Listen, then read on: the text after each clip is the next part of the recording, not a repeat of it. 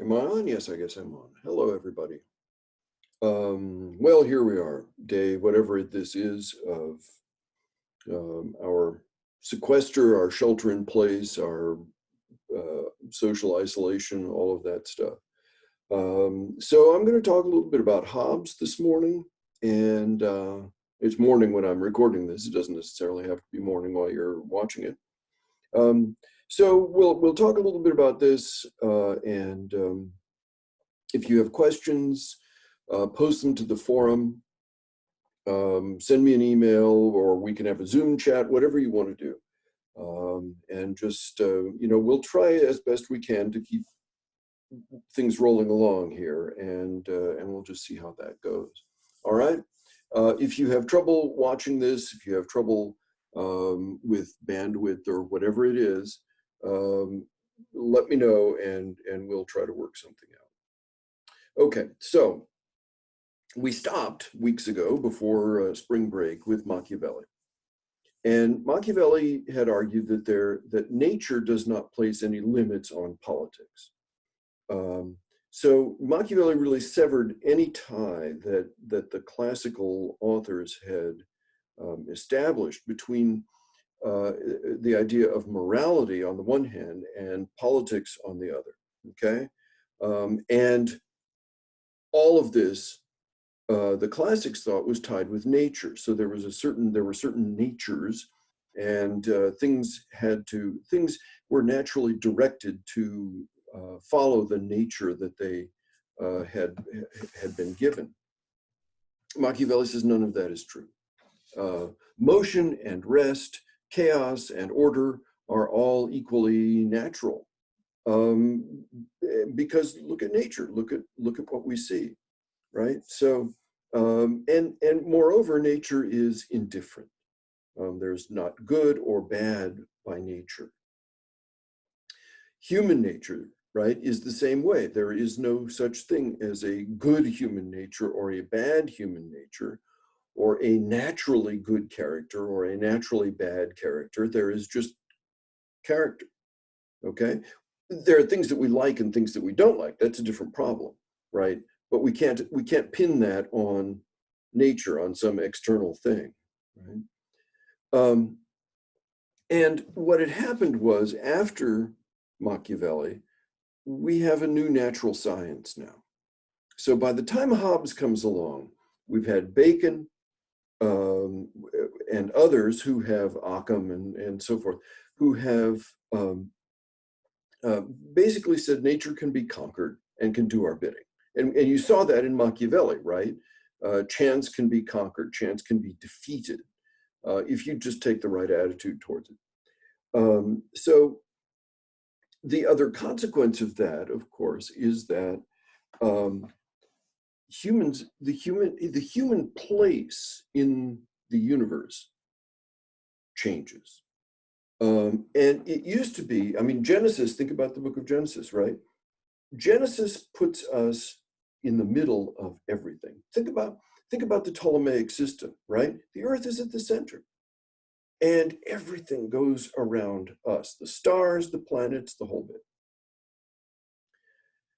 The new science doesn't say that, right? The new science, Galileo and so forth, reveal that humanity is not at the center, that if anything, humanity is way out on a distant star.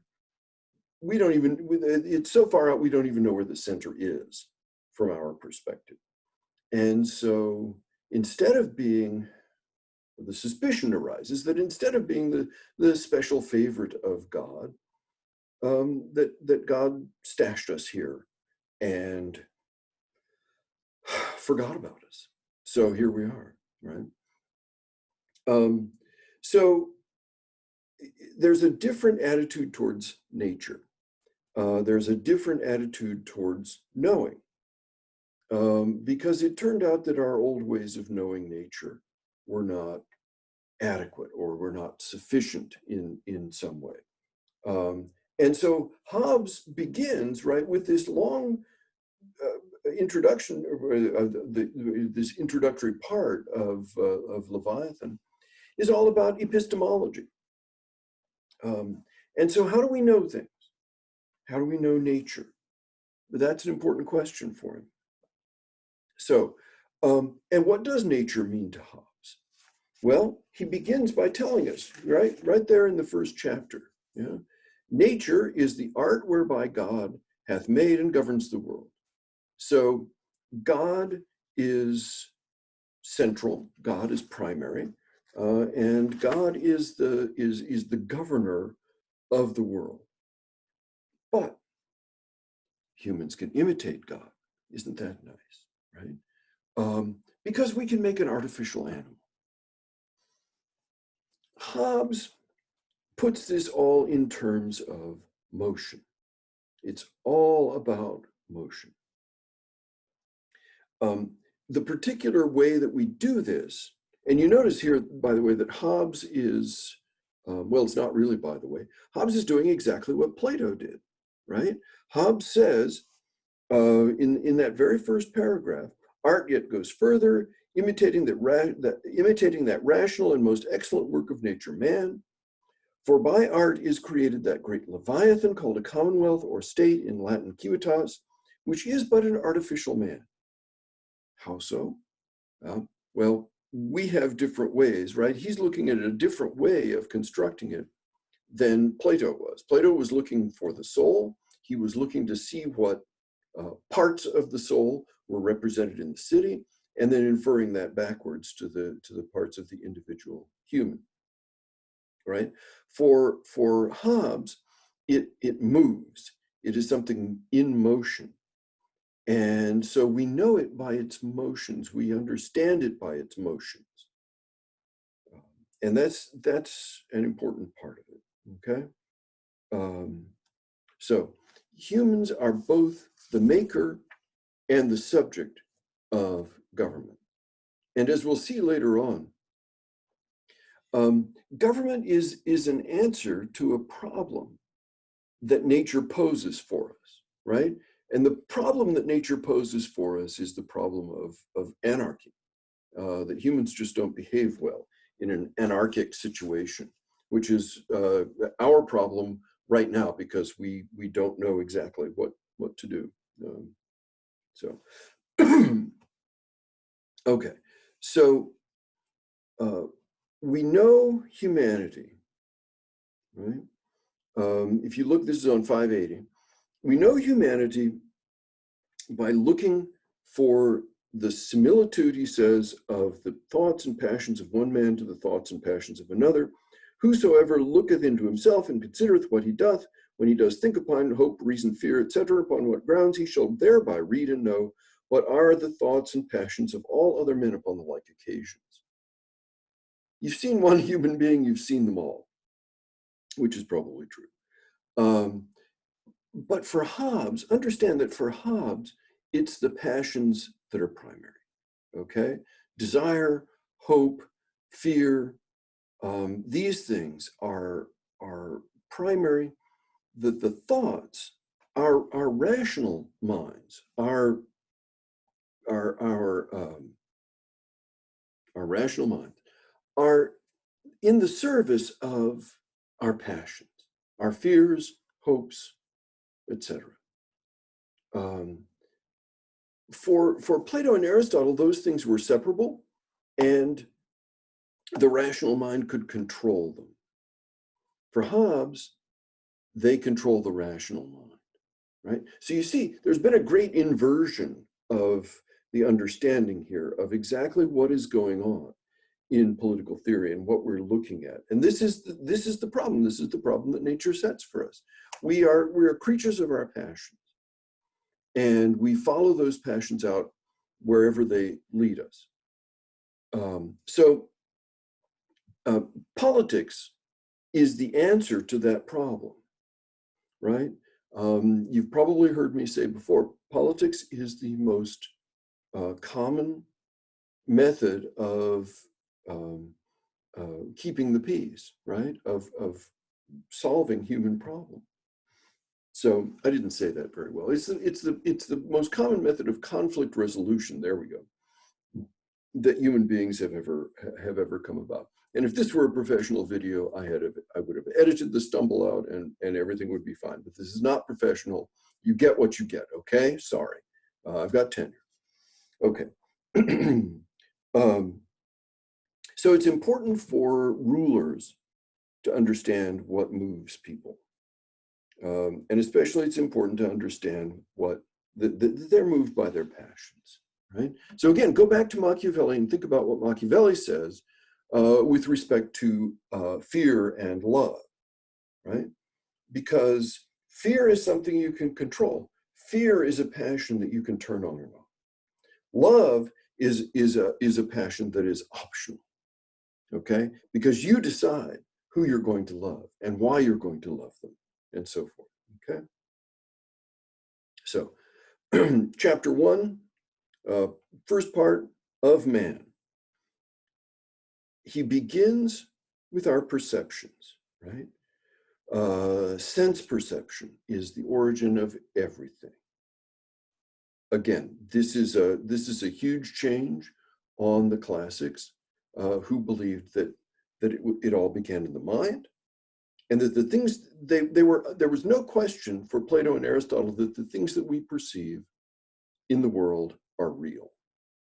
For Hobbes, that's a big question. We don't actually know that the things in the world are real, right? What we have are sense perceptions, and we have original sense perceptions, right? We hear things, we see things, and we have sort of derivative sense perceptions. One way of deriving a sense perception is from reading, right? Or listening, hearing somebody else's experience. But the other way is, we get them in dreams. We see things in our dreams. We hear things. Sometimes you slap your ear, right? And you hear a noise. Okay, so, and this is for Hobbes, right? This is the issue, right? It's a physical thing, right? The cause of sense, he says, this is in the fourth paragraph. The cause of sense is the external body or object which presseth on the organ proper to each sense, either immediately as in the taste and touch, or immediately as in seeing, hearing, and smelling. It pushes you, right? I mean, there's a thing, something gets in your eye and makes your eye vibrate in a certain way. But that's not what you feel, right? Look what he goes on to say. The pressure by the mediation of nerves and other strings and membranes of the body continuing inwards to the brain and heart causeth there a resistance or counterpressure or endeavor of the heart to deliver itself, which endeavor, because outward, seemeth to be some matter without. Wow. So, in other words, all we perceive, we don't even perceive our own perceptions. We perceive our reaction to our perceptions. And so for Hobbes, again, this is part of the human understanding. This is how we know the world. We don't, right? This is why you need method to understand the world. Because all we understand is our own reaction to the world. And this is the part, see, that my colleague misses every time. So the things that we perceive, we're not actually perceiving qualities of the things. We're not perceiving the blueness of this pen, unless you're watching it in black and white. We don't perceive the blueness of this pen. We perceive something, to be sure, but the blueness is not in the pen. The blueness is in your head, your perceptions, or more precisely, your reactions to your perceptions, okay? So that it's important to keep in mind that for Hobbes, there's a real question whether the so-called real world is actually out there or not. It may not be. It may just be a figment of our imaginations. And we don't know. All we know is our own reactions, our own responses to things, okay? And he's very critical, as you see at the end of chapter 1 there. He's very critical of whom he calls the philosophy schools, whom other people call the schoolmen, right? In other words, the followers of Aristotle, the followers of Aquinas in particular, and his particular version of Aristotle. And he is, he's critical of them. He's critical of the way that Hobbes understands, that Aristotle understands the existence of things. Because for Aristotle, again, the qualities are in the thing. The blueness is in the thing. And so I see something that's real. That blueness is real. For Hobbes, that's entirely speculative. We don't actually know, right? And understand, I mean, think about the way that science understands that now, right? That the blueness of something is caused by the fact that it reflects blue rays from visible light. And so if there are no blue rays to reflect, it looks some different color, right? It would look black under some other color of light. Okay. Again, ask me questions in the forum, because that's what they're for. So chapter 5, what is reasoning? So reasoning is essentially addition and subtraction, isn't it? Right? It's adding stuff up, it's subtracting things out. Again, it's all in response to your own reactions, your own reflections on the things that you perceive.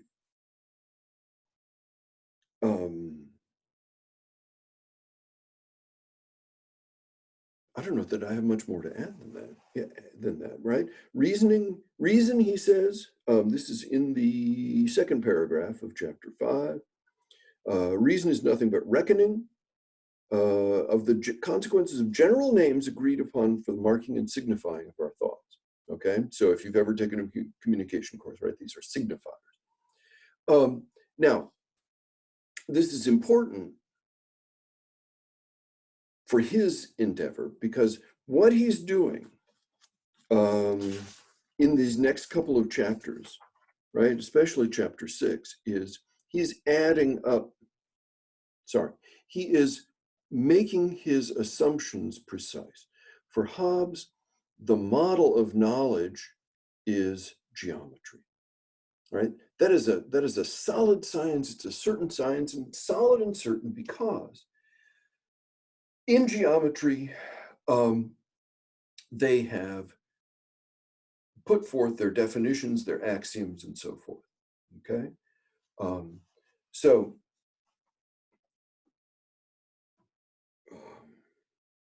So he's trying to make politics geometric in that sense. It's going to be done in accordance with the methods of geometry, and that means he's got to define his terms. And so this is on 591, right? First full paragraph in the left-hand column. Damn it, left and right are mixed up, and of course I see myself in reverse, and it gets even worse. So first column, how about that? First column, first full paragraph, right? When we reason in words of general signification and fall upon a general inference which is false, or the common called error, it is indeed an absurdity or senseless speech. So we need to be very, very, very precise about our language.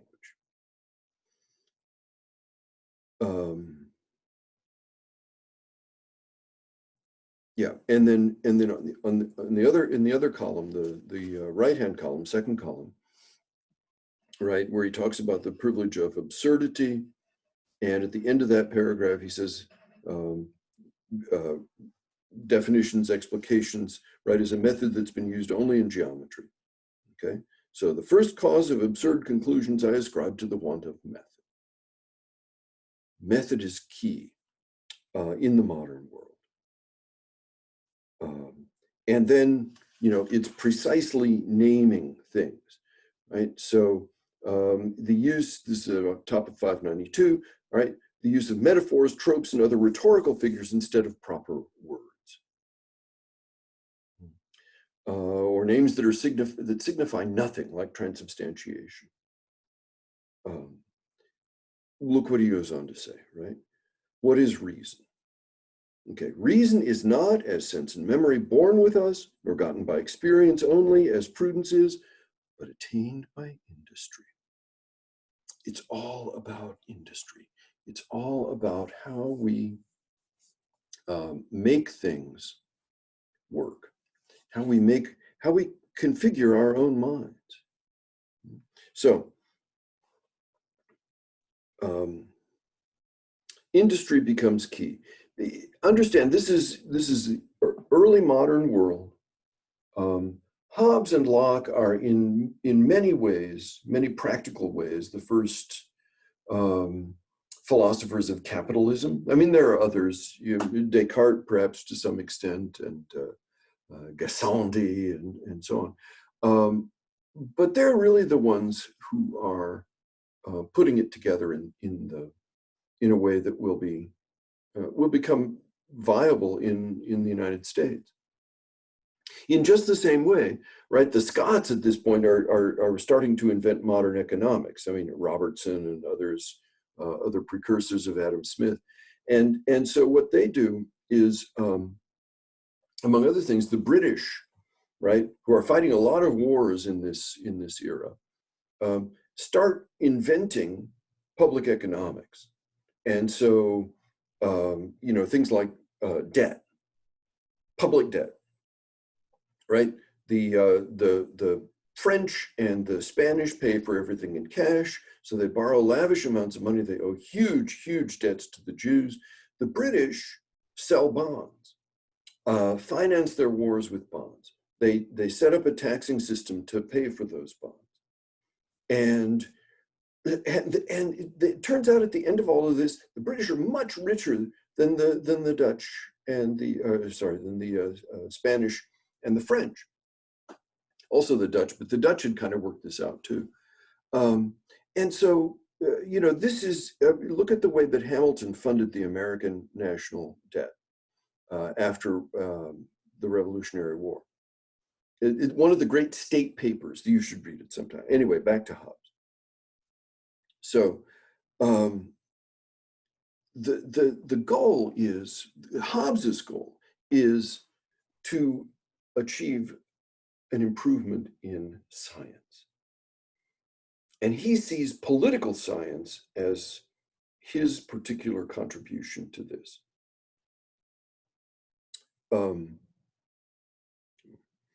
Okay, sorry.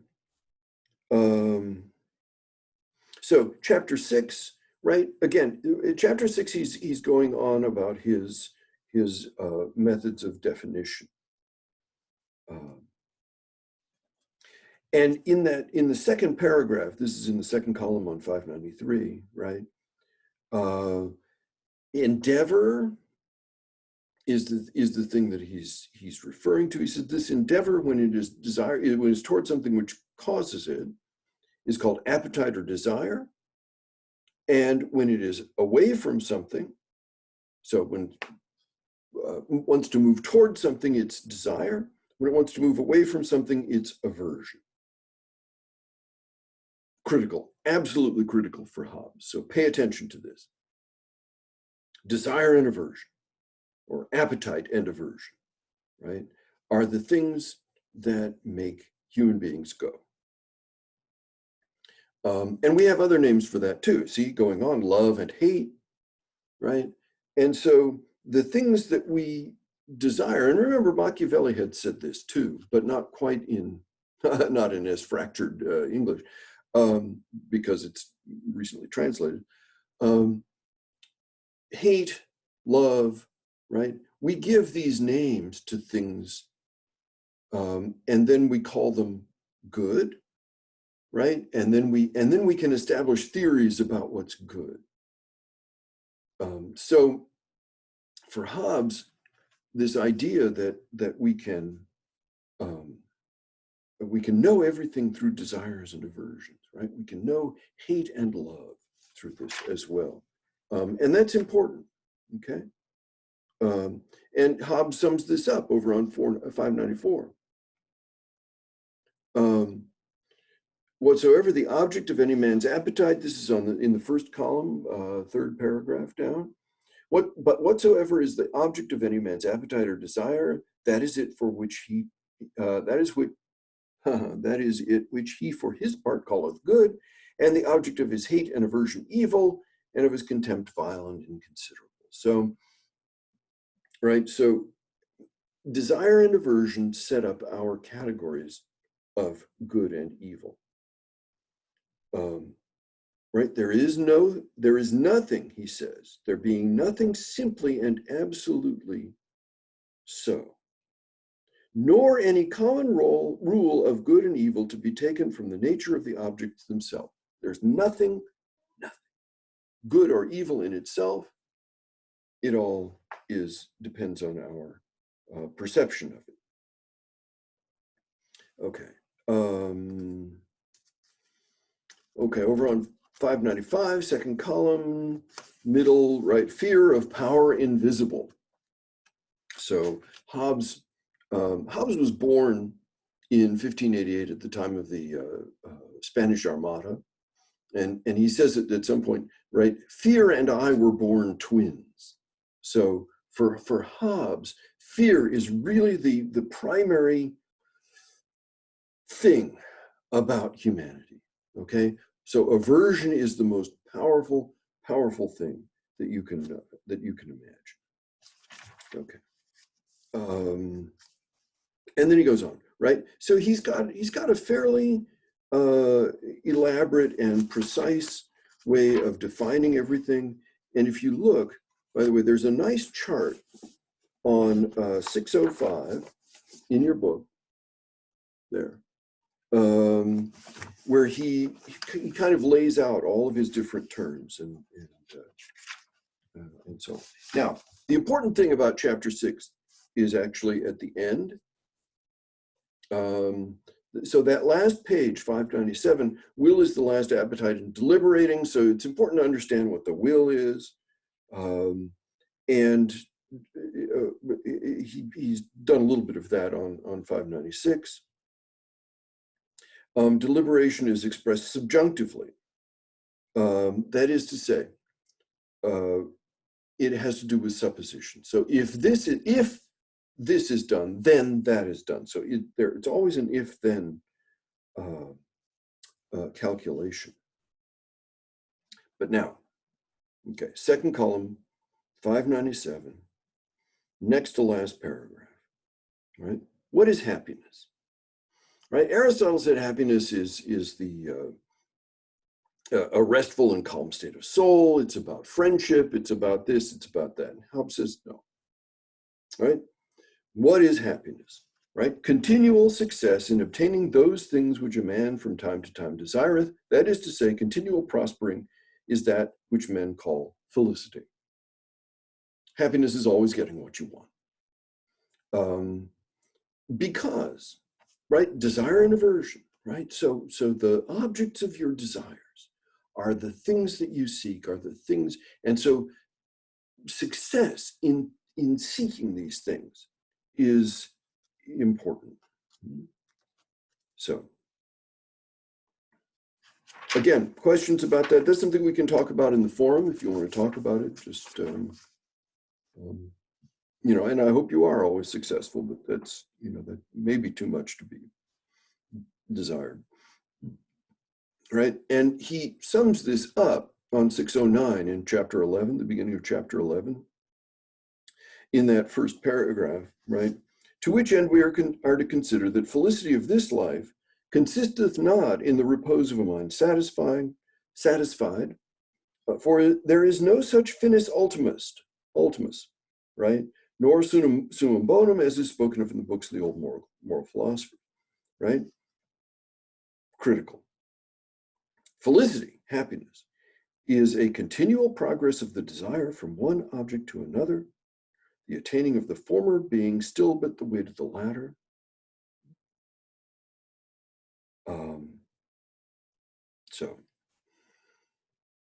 like I just said.